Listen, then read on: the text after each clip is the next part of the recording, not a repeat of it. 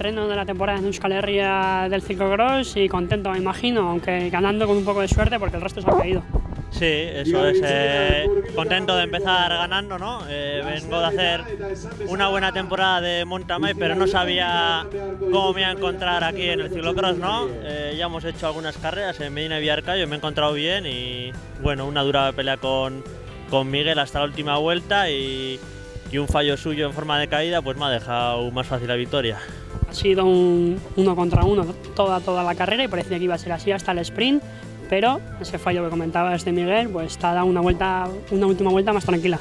Sí, no, eso es, ha sido una carrera muy dura hasta la última vuelta y yo me esperaba una última vuelta muy dura porque veía a Miguel muy fuerte, pero casi al principio de la última vuelta cometió un fallo, se ha caído y he visto que ya se ha rendido y ha permitido que la última vuelta sea más tranquila y poder disfrutarlo. Es que ricasco, Sorianak. Vale, gracias.